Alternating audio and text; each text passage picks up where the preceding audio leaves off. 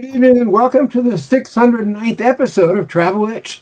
I'm Dan Schlossberg and we are in the 14th season, the show that lets you enjoy the pleasures of travel from the comfort of your armchair. Every week at this time, we talk to people representing destinations, hotels, airlines, railroads, car rental companies, and others in the world of travel and hospitality, from authors and bloggers to broadcasters and publicists. If it's got anything to do with travel, it's got everything to do with Travel Itch. Our guest today is Bridget Carlson of Shoreline Sightseeing in Chicago. Welcome, Bridget, to the new video version of Travel Itch Radio. Thanks so much, Dan. I'm happy to be here. Thank you so much.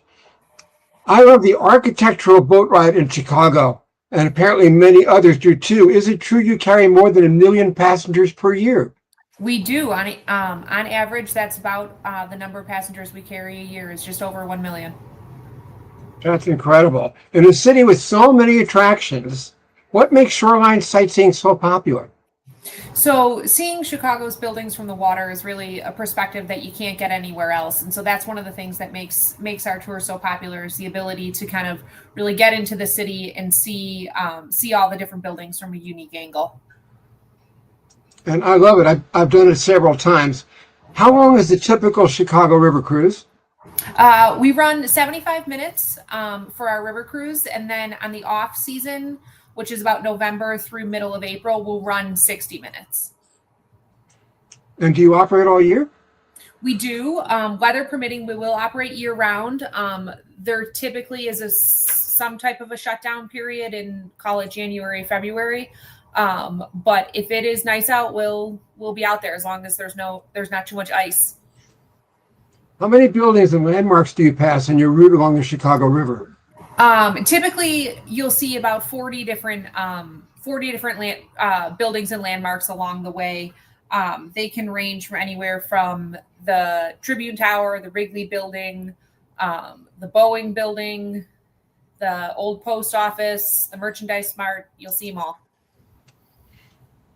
I'm sure I remember at least one of those buildings, the cylindrical one with all the cars parked on open decks from the old Bob Newhart show. Am I remembering correctly? Yes, yeah, that is Marina City. That I believe it was built as condos, but now it's an apartment building.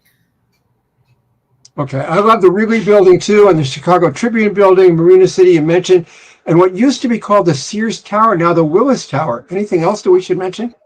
Those are the main ones. You'll go past Chicago's Union Station as well, so that kind of gives you a unique view as to how some of the trains come in and out of the city as well. Trying to think of some of the other ones.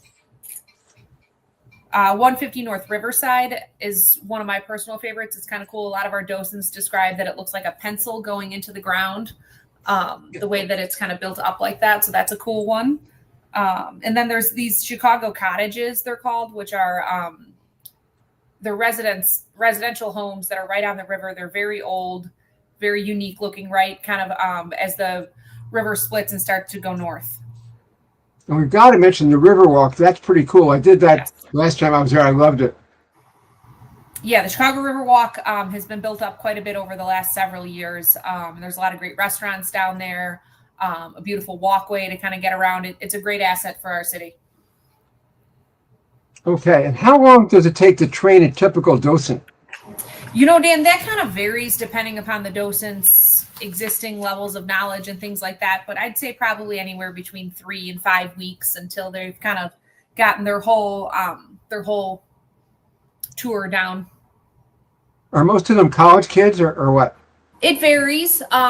We've got a lot of, actors and comedians and things like that, people that are comfortable in front of a crowd, right? So people from kind of all walks of life that have an interest in Chicago's history and architecture. And how many crew members per boat usually? It varies based on the capacity, but anywhere probably between 3 and 5 per cruise. Okay, and how do you find and train your captains? They are all licensed by the Coast Guard. There's an extensive training that they have to go through in order to have their commercial captain's license. So that's kind of where we find them, or how they come to us. Yeah. We're talking with Bridget Carlson about shoreline sightseeing. Bridget, in addition to the architectural boat ride, do you offer cruises on Lake Michigan too? And tell us about them, especially the fireworks cruises. Absolutely. So we have, like you mentioned, our river cruises, but then we're also operate on Lake Michigan. That's one of our lake boats right there, the Cap Streeter. And we offer on the lake, it's a 45-minute cruise. There is not a live tour guide on that, but we do play a recording that kind of talks a little bit about the sites that you're seeing. You go both north and south on Lake Michigan. You leave out of Navy Pier. And that's a little bit more of a relaxing kind of way to see the city. You get some narration, some information, but then also just like kind of that postcard view of Chicago that you see. And then in the evening on that trip, we play music, and it's just a great way to kind of catch a sunset and things like that. And it's just a way to relax and enjoy Lake Michigan. And then, as you mentioned, our fireworks cruises. Every Wednesday and Saturday, Memorial Day through Labor Day, there are fireworks in Chicago at Navy Pier. And so we offer cruises on those nights for, kind of from the water is really the best way to see those. And so so those give guests an opportunity to see the fireworks, Chicago's fireworks from the water. And what about your water taxi service, and where does that run? So yeah, we have 5 different water taxi docks. They're located kind of in a lot of tourist hotspots, if you will. So we're at Museum Campus, we're at Buckingham Fountain. We have 2 locations at Navy Pier, one that's on the lake and then the other that's on the river, Michigan Avenue, and then 200 South Wacker, which is right near Willis Tower, and Union Station. You mentioned Navy Pier. Tell us what that is like. Sure. So Navy Pier is kind of definitely a Chicago landmark, right? They've got the giant Ferris wheel there, and they've got there's some other like amusement rides and things like that there. There's a hotel, there's plenty of restaurants and shops and things like that. And then there's obviously the pier side of it, which goes out, stretches out onto Lake Michigan. And there's a lot of different, fun things for families and visitors to do at Navy Pier. Are food and drink available on your boats? We have bars on board most of our boats. We don't have them on the water taxis, but on everything else we do. And there is food, not hot food, but we have snacks and things like chips and candy and things like that available. Is there a minimum age? No, there's not. We have different pricing. So children age 2 and under are free. And then, children age 3 to 12 qualify for a child price. And then, 13 and over, you would be the adult price. And nobody gets to be a pinch hit captain, do they? Pardon? Nobody gets to be a pinch hit captain. You can steer now. Yeah, no.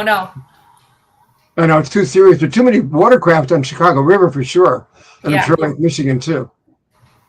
Okay, are your boats handicapped accessible? So our boats out of Navy Pier are handicap accessible. Yes, the ones at Michigan Avenue are double deckers, and you've got to take some stairs to get down to the dock. But at Navy Pier, there are flat boats, and they are handicap accessible. And do you ever cancel cruises because of weather? We typically do not. Occasionally you might have like a bad lightning storm or something like that, where from a safety perspective, we have to, but we'll run in the rain. There on every one of our boats, there is some form of a covered area.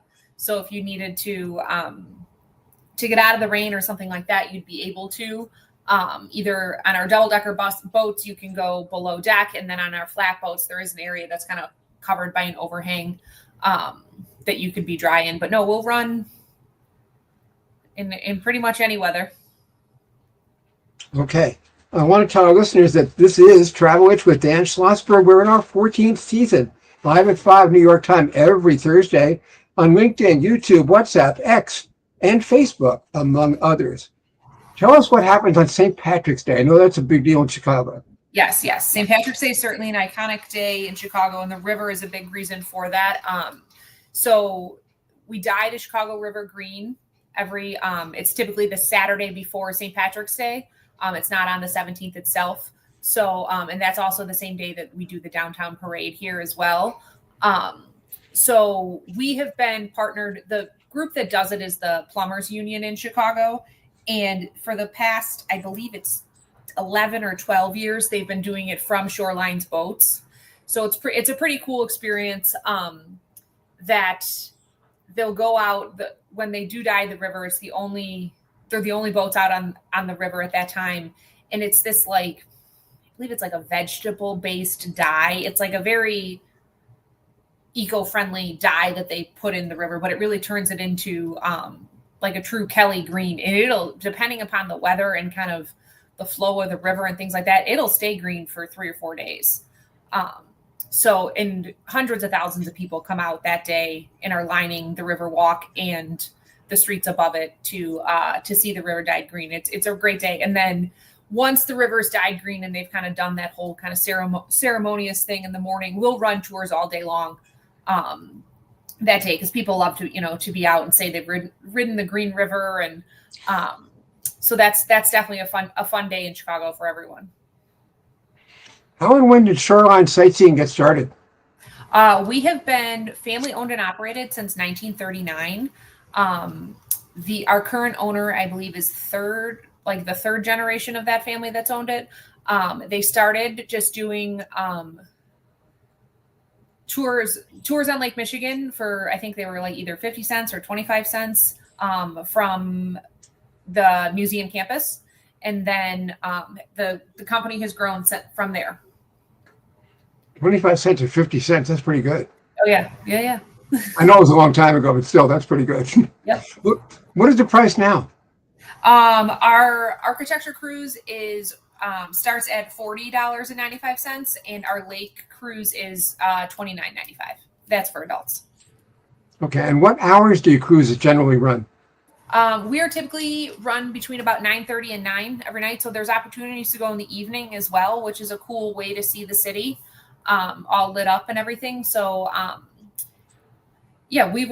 we start anywhere between 9:30 and 10 o'clock in the morning with our tours, and we'll go, I think the last tour typically takes off about either 8:30 or 9 o'clock, depending upon the day. And what is the usual starting point of the cruises, or do they go from different places? So we operate out of 2 locations. For our architecture cruises, you can either get on board at Navy Pier or at Michigan Avenue. So Our Michigan Avenue location is Michigan and the river, but basically Michigan and Wacker. And then at Navy Pier, we operate out of an area called Ogden Slip, which is right off of the entrance of the pier on the Chicago River. Okay. And what should passengers bring aboard the boats? I know cameras will be top priority. Yep. Yeah, absolutely. Definitely bring your camera. And then anything you're going to want to be comfortable, right? If it's a sunny day, you're going to want a hat, you're going to want some sunglasses, maybe some sunscreen. And if it's cooler out, definitely have a jacket, a hat. In the colder months, we do sell blankets on board because sometimes you'll need that. But yeah, just whatever's going to make you comfortable. Dress for the weather for sure. That's kind of one of the main things we try and tell people. But yeah, that's really all you need, and a good attitude. Can people bring their own food and drink on board? We don't typically allow outside food and beverage, no. Okay. And I'm sure smoking is prohibited, and alcohol, Yes. obviously. Yep, no smoking. But like I said, we do have bars on board. Okay. So you can't bring any outside alcohol, but you can get a drink on board. Okay. Obvious question here. Do passengers ever get wet? Well, if it rains, yes. And you are on water, so there is a chance. But typically, no. Once you may get splashed a tiny bit out on the lake, depending upon which boat you're on and if there's a lot of waves. But no, typically you do not get wet. Well, I know Lake Michigan has some waves, but not the Chicago River. No, there's no waves on the river. Okay. Is there anything that I haven't asked you that you'd like to add? That you can always get your tickets ahead of time. We can get tickets day of, or you can get tickets ahead of time at our website, shorelinesightseeing.com. Yeah, it's a great way. Like I said, it's a great way to experience Chicago and take in all it has to offer. Okay, our guest today on Travel Itch has been Bridget Carlson of Shoreline Sightseeing in Chicago. Thank you, Bridget, for visiting with us. Thank you, Dan. Take care. Okay, you too. Bye-bye. And viewers, now that the baseball pennant races are in their final weeks, this is the perfect time to share the excitement with my latest book, The New Baseball Bible, Notes, Nuggets, Lists, and Legends from Our National Pastime. Both a bathroom book and a coffee table book. It's an unorthodox illustrated history that is really everything you want to know about baseball, but we're afraid to ask. That's The New Baseball Bible. Get it today on Amazon.com. And that's it for this edition of Travel Itch. This is your host and writer, Dan Schlossberg, saying thank you for your time this time. Until next time. Next week, we'll talk with Toronto's Helen Hatsis, a former Travel Itch co-host and longtime travel journalist. For now, good night and stay safe.